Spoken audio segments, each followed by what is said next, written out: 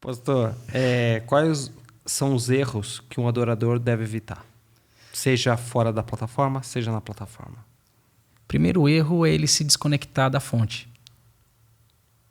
Para mim, quando ele...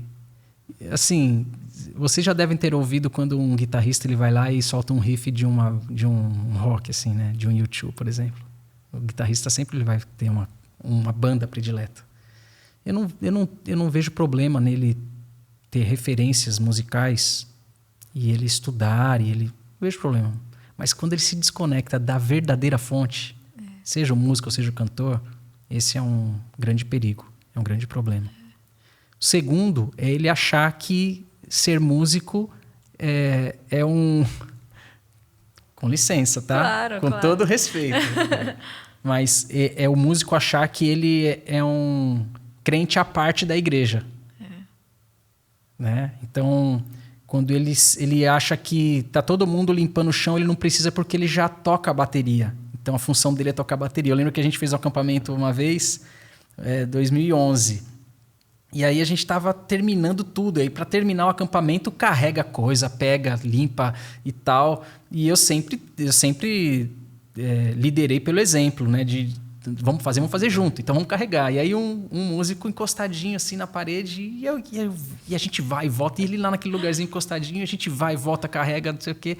E eu virei para ele e falei assim, e aí, meu irmão, como é que é? Aí ele falou assim, não, a minha parte eu já fiz, eu vim para tocar. Então, quer dizer, esse é um dos perigos, né? Da gente achar que o músico ele está à parte da igreja. O serviço ele é integral, né?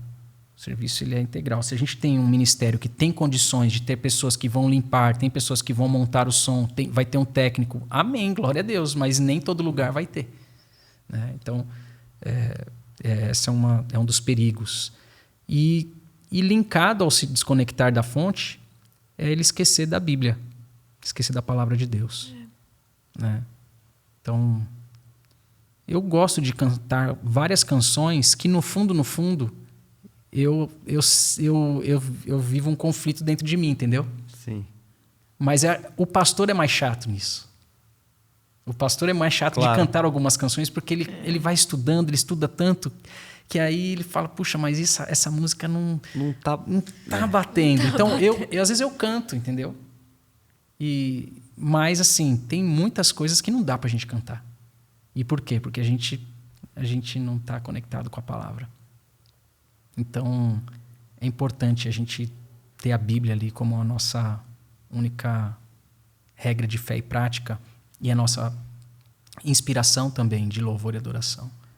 Então, alguns dizem que o que aconteceu no início dos anos 2000 foi um avivamento na adoração. Aí outros disseram que o que ocorreu no período que o IHOP e o F-Hop, essas casas de oração no mundo todo despontaram, alguns disseram que ali foi um avivamento da junção da oração e a adoração. Tanto é que eles utilizam um modelo chamado Arpitaça, que tem a ver com a oração e adoração.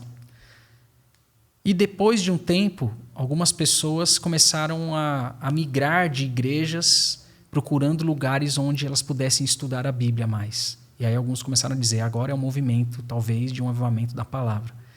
Não dá para cravar que esses momentos aconteceram isso. Mas se a gente pudesse ter um grande movimento de Deus, onde essas três vertentes estivessem reunidas, e claro que dali surgisse misericórdia, ações de atos de justiça na cidade, enfim... e outras tantas questões, missões, envio e tal, seria maravilhoso. Mas acho que um músico, um adorador, um ministro, um líder, ele precisa ter essas três vertentes, né? Palavra, oração e adoração ser prática, né? Prática diária. E depois, no púlpito, as coisas acabam fluindo. Não precisa nem forçar. Acontece e flui, né?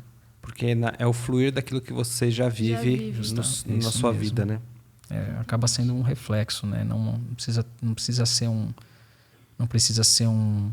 artista e um personagem, alguém que é um ator ali, né? Ali em cima muda até a voz, né? Eu falo de um jeito, falo de outro, mas... Aplica uma fórmula, Isso. né? Sabe como dar certo, sabe como... Pois é. Como até manipular, né? Uma coisa muito legal que no encontro que a gente fez, que você falou, e eu guardei. No encontro que a gente fez só com os líderes, né, dos turnos. E você disse assim que um dos conselhos que você dá, uma das orientações para o time de vocês, quando um encontro foi muito bom, que no próximo faça diferente, para não se apoiar, não se apegar àquilo que foi feito. É um formato, Porque o formato pode enganar a gente se apegar àquilo achando que então é desse jeito que Deus se manifesta, e não é, né? Deus ele tem uma multiforme graça de Deus, ela é variada, né? Então eu guardei essa palavra, esse testemunho que você deu, e eu acredito assim também. Esse é um corte do nosso NSDC Cast. Se você quer assistir o vídeo completo, o link está aqui na descrição.